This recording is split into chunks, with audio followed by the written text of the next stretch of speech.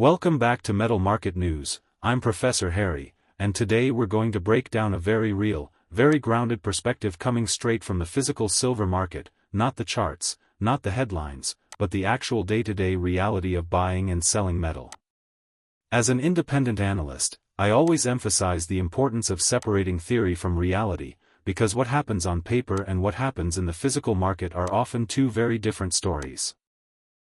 And right now, silver sitting around the mid-70s range is creating a situation where investors are confused, expectations are high, but confidence is mixed.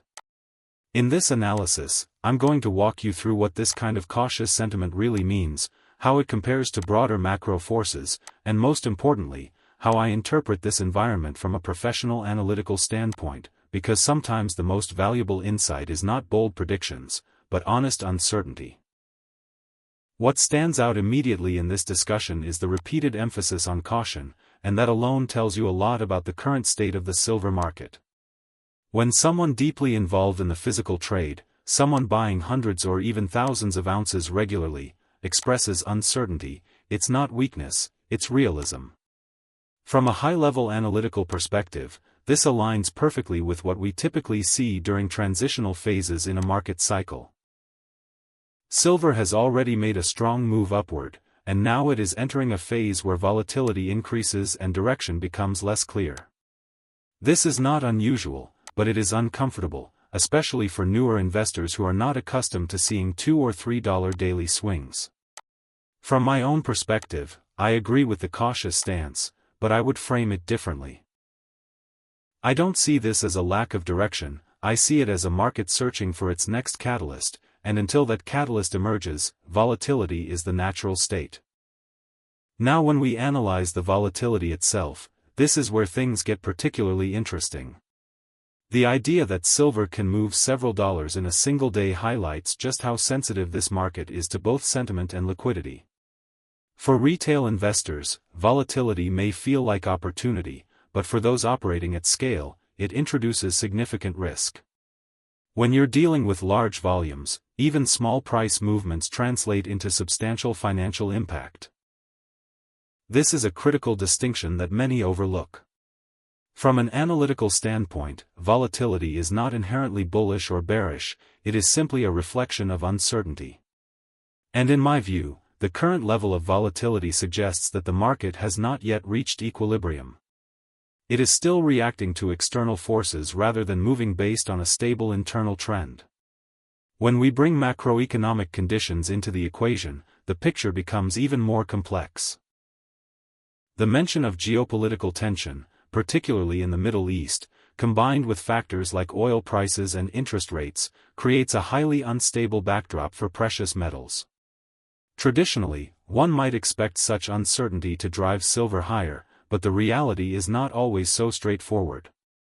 Silver's dual role as both an industrial and monetary metal means that it does not respond to these factors in a linear way.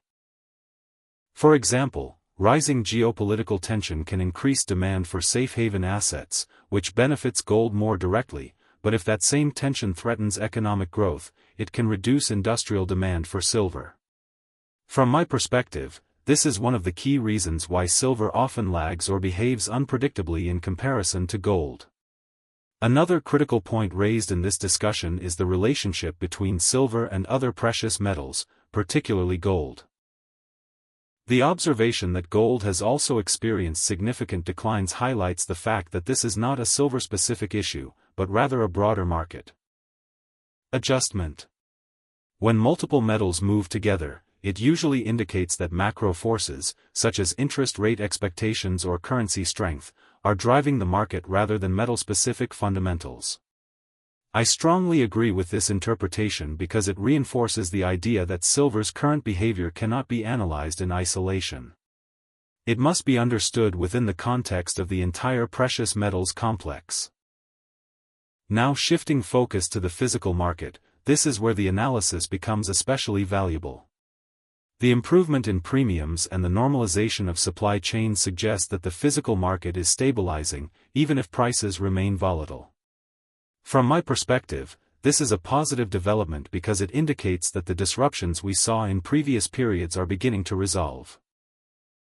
Increased activity in scrap silver, better refinery throughput, and more competitive pricing all point toward a healthier market structure. However, I would also caution that this normalization can sometimes reduce upward price pressure in the short term, as supply becomes more readily available. The discussion around product preferences, particularly the emphasis on lower premium items like 10-ounce and 100-ounce bars, also reflects a shift in investor behavior. In times of uncertainty, investors tend to prioritize value and liquidity over collectability. This aligns with my broader view that the market is becoming more efficiency-driven, with participants focusing on maximizing metal exposure rather than chasing high-premium products.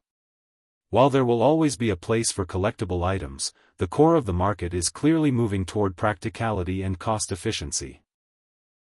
Another important aspect to consider is the role of trust and transparency in the physical market. The emphasis on honest communication and realistic expectations is something I strongly support, because in a market as volatile as silver, credibility is everything. Overly bullish predictions may attract attention, but they do not provide long-term value to investors. From my standpoint, the willingness to admit uncertainty is actually a sign of expertise, not weakness. It reflects an understanding that markets are complex and cannot be reduced to simple narratives. Finally, when we look at the broader implications of this analysis, what we see is a market that is in a state of transition. The strong upward move has already occurred, and now the market is consolidating, reassessing, and waiting for new drivers. Whether those drivers come from macroeconomic changes, shifts in monetary policy, or developments in the physical market remains to be seen. My own view is that silver still has long-term potential, but in the short term, caution is warranted. This is not the time for blind optimism or fear-driven decisions, but rather for careful observation and strategic positioning.